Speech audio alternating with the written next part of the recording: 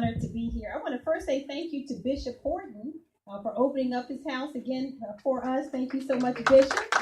And I hope you can hear me. And then to say to the godfather of politics, my dear friend Dr. Dula, thank you for having us again tonight.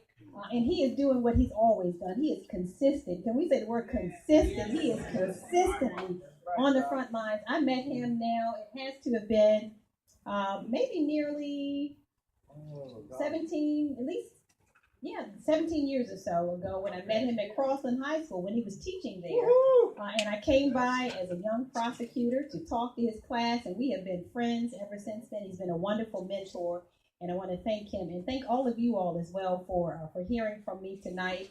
I'm Angela Also Brooks, as you have heard. I am a proud daughter of Prince George's County, born and raised here. So I am especially proud to be here tonight. And really, before I go on, when I was looking around the room, and I think it's worth saying thank you and congratulations to all of the candidates who have come out this year. I think it's hard to understand how difficult it is to submit yourself, to say, call me. I'd like to serve. It is not easy to come out night after night, to put yourself out and ask people to examine you and to give you an opportunity to serve. So I want to say congratulations to every one of the candidates who are here tonight, and thank you for stepping forward and saying you care enough about this county to submit yourself and to offer yourself for service. I think that is absolutely marvelous. And so congratulations to all of you all. And you know what? And it is well worth it. I just left Annapolis, and every room I went in, I said the same thing, and I wanted everybody to hear me. Prince George's County is the crown jewel of Maryland. And we ought to say that, repeat it. We have every reason to be proud of this county. It is magnificent.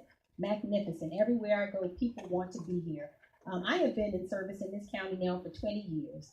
As I told you, I'm a daughter of the community. I've lived in so many parts of this county, starting in Suitland, Maryland, where I lived in Shadyside Gardens, to Hillcrest Heights, you too, Hillcrest Heights, Maryland, right across from Top of the Hill Apartments, over to Camp Springs, Maryland, out to Bowie. The truth of it is that I understand the county, and I love this county. And 20 years ago, I was given really the opportunity of a lifetime when I was hired as the first ever full-time domestic violence prosecutor to be hired in the state's attorney's office here in Prince George's County. So I have served continuously for 20 years as a prosecutor, as executive director of the county's revenue authority. And then in 2010, I was so blessed to be elected to be the chief law enforcement officer for this county as a prosecutor. And I made some promises to you all in 2010, and I have to tell you, I have worked as hard as I could to make sure I honored my promises. I was raised by two wonderful parents, neither of whom had a chance to go to college, but who were bound and determined that the next generation would have opportunities that they didn't, and that is essentially why I am here. I stand not only on their shoulders, but so many who thought enough of us to invest to make sure that I'd have the opportunity to be here today. And my mother is a woman who says, she's a soft-spoken person, pretty quiet. And she says, you know what? I don't like a lot of words and a lot of talking. I just want to get things done. And I respect the spirit that she has instilled in me. And that's what I have done too. So over the last 7 years, when I was elected, I promised you a couple of things. One is that we would oversee a criminal justice system that worked for you and not against you. We said as well that we would have gains, that we would change this whole crime picture. Make sure that we saw some measurable gains, but we would not do so on the backs of our children. We would not. That we would be as passionate about seeing crime decline and be that passionate about making sure our kids never made it to the criminal justice system in the first place. That is our obligation. It is a sacred one. And I'm really, really, really proud to tell you that I come back before you now asking for the opportunity to be considered as your county executive, having said we did exactly what we promised. 7 years since my election, we celebrated in December the fact that in the last 7 years, we have seen violent crime decline by 50% in Prince George's County in 7 years. But we didn't do that by not knowing the difference. And this is a critical difference. When to lock up and when to lift up our kids. It's critically important that we have people in position who know that critical difference.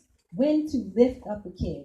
And that's where we are in this county. As county executive, I am abundantly clear that the first priority of Prince George's County, you know what, and I'm glad that there's no dispute about it, is the education of our children. We are in the right conversation right now, and it is about the education of our children. The single most sacred obligation we have as a community is to ensure that our kids are well positioned to move forward in their lives, to take advantage of the American dream that promises us that every single one of us will have a seat at the table. Doesn't matter whether you got here 47 days ago or 47 years ago like me. It doesn't matter whether your parents like mine were not able to go to college or whether they did. Doesn't matter whether your zip code says Suitland, Fairmont Heights, or Fairwood. The American dream says that we all have a seat at the table. And the only way for us to fulfill our dreams and to fulfill the promise that is ours is for our kids to fulfill theirs. And so this education that we've been seeing, and I think, again, we've been in the right conversation. My team has been saying, well, how will you think of a buzzword to describe what we've seen of education in this county? And I'm ashamed to say it's tomfoolery. That's the buzzword, tomfoolery. I said, well, does that capture it for you? Some of the tomfoolery that we have seen around education. We can do better. We must do better. It's urgent. It is urgent. I want to see some renewed urgency around this issue of education. And you know what the truth of it is? We're not a poor school system, and we don't have dumb children. We have brilliant kids in this school system, absolutely brilliant children in this school system. So what is it that we must do to make sure we move forward? Well, the first thing we must do is to not recycle old ideas. I don't know that you will hear many people saying it this way, but we must first depoliticize education in this county. Let's depoliticize it. On the backs of our children, we have so politicized and beaten the heck out of this educational system and then wonder why it's broken. And if you don't believe me, think about the fact that over the last year, and again, I know it's impolite to say so, but it's just true. How have we spent the last year talking about education in this county? All we've talked about is power. Who has the power? Which power structure works best? And when we restructure it, who's in charge and who has power? I want us to talk about children, their parents, and their teachers again. That's how we will move forward. Any conversation that does not begin with how best to educate a child, what they need to learn, what resources they need, and how must we better support their parents and family members to make sure that they are able to succeed is the wrong conversation. So I would like for us to make the very courageous step to say we will put children first again. That means that we will start by talking about their teachers. How do we get exceptional and excellent teachers to stand in front of our children? And then how do we retain them? That's the real issue we have in this county, is not only attracting good people, but how do we retain them? We have to pay teachers to stand in front of our children. Make sure that we support them and that our families are allies to our teachers so that our kids can learn. We have to also make sure that we get to our children early. The truth of it is we get to our kids too late. We have to fund pre-K education in this county, make it a priority. 3 and 4 years old, we have this archaic system that assumes that women don't work. Not to educate free of charge. A 3 and 4-year-old assumes that mothers don't go to work, and they do. So we have to get our kids into school systems, and we have to fund pre-K education. There was an article in the Washington Post in December, and it said, rich kids go to school and poor kids stay home with grandma. And what they explained to us is that if you do not have access to education at 3 and 4 years old, you start kindergarten a whole year behind. Language development, vocabulary, it is critically important. So it's not something that ought to be a luxury. We better invest quickly in pre-K education to make sure that when our kids show up to kindergarten, they're ready to learn. Not only must we invest in pre-K education, but we're also going to have to make sure that we create a pathway for every kid in our school system to succeed. That means those who are interested in going to college, there ought to be the rigor there, and let's repeat that word, rigor, to make sure that our kids can compete when they get to college too, that they're not in remedial studies. We have cheated so severely some of our kids because our expectations for them are too low. Remember what I said, our kids are brilliant. Understand that they come to us brilliant, and then what happens from there is on us. So making sure the rigor's there, but let's also make sure that we are investing in career and technology education and entrepreneurship to make sure that our kids who are not interested in going to college still have a pathway to a great job. Some of our kids are not interested in going to college, and it's not because they're dumb. It's because they have different interests, entrepreneurship. Some of them want to go into trades, but let's make sure that we are able to provide a path for every child to succeed. So it's career and technology education, internships, partnerships with businesses. Let's make sure our kids can succeed. And then we're going to have to support their families. How do you teach a child who is sleep deprived, who hasn't eaten the night before, and who sat home and watched somebody beat somebody else? This means that social workers in our schools will be critically important to make sure that we have a holistic approach to teaching our children. They need not only our support in the classroom, but we're going to have to support our children outside the classroom, support their families. And this is what I mean by let's not recycle old stuff. We talk about the same ideas over and over again. There is a different way that we're going to have to ensure the excellence that is our kids. That means that we're going to have to get into the communities and families to make sure that our kids are able to move forward. And so we're going to invest in education. We're going to also see the changes that we need, and change is a critical word as well. We need a fresh start. We really do need a fresh start in terms of leadership and direction in this school system, and we're going to make sure that we do that as well. Then I just want to hit on a couple of other topics. This tax base in our county, y'all, we have got to grow. The commercial tax base in Prince George's County has to grow. I'll tell you by example, Montgomery County is only 12% larger than Prince George's County by population, and they have double the assessable tax base that Prince George's County has.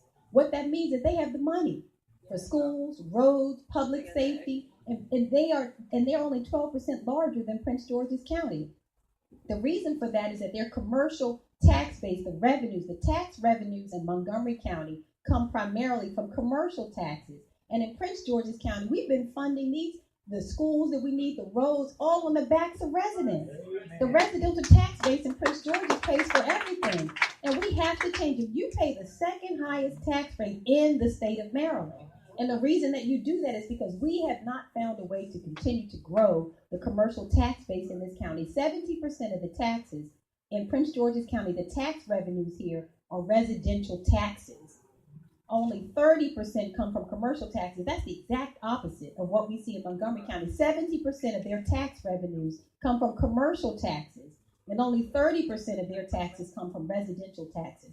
How will we continue to grow the economy? And guess what? We're doing a better job. Prince George's County has led in job growth every year since 2011. That's why I say when people start asking you about Prince George's, you tell them it's a crown jewel of Maryland. We have challenges, but we are looking at those challenges. We're going to confront and knock down those challenges. We will continue to grow the economy in Prince George's through small, local, and minority business. That's really where the sweet spot is for us. We've seen the larger projects. We have $6 to $8 billion worth of projects that are coming here in the next 6 years. But we will see the growth in small and localized business. This also means we will eliminate these food deserts that I'm sick of. I heard Camp Springs Civic Association give a thumbs up to Camp Springs. That's where my parents still live. But we have to really eliminate the food deserts that we have seen. Driving my daughter to cheerleading and passing KFC, Subway, or Wendy's. We have to do better, but through local business, we'll have a greater opportunity to have the dining opportunities that we desire, some of the shopping opportunities, and 84 cents of every dollar that we generate in our local community stays in the community. So local business is going to be very important for us. Health and wellness is another area that we will continue to focus on. You all may not understand this, but Prince George's County has the highest rate of diabetes per capita in the country. This is a problem. And we don't hear anybody talking about it. Not only that, but on any given day, 75% of the individuals who show up at our correctional facility in Upper Marlboro are intoxicated when they get there. Intoxicated. Another 30% of the people who show up in our jails every day show up and they are mentally ill. Yet the best place, if you need a bed to be treated for mental health or for an addiction, the best place for you to go is jail. They have more beds in jail than they do in the Prince George's Hospital. And this is ridiculous. And so we are going to make sure that we are not only building people and investing in people and buildings, but we're going to invest also in people in Prince George's. Make sure that human development is as important as economic development. And that means that we have to make sure that we don't have a single detox center in Prince George's County, in spite of the fact that 75% of the people who show up are intoxicated when they get there. If you have a problem, you got to go to Calvert County, D.C., Baltimore City. We do not provide well enough for the people who are here. We're going to change that, making sure that we care for people. The same is true for mental health. Everybody understands this is an issue, but we've allowed the shame of it to really kill our community. So we're going to make sure that we work well there. And then I'm going to mention one other area because I know we don't have all night.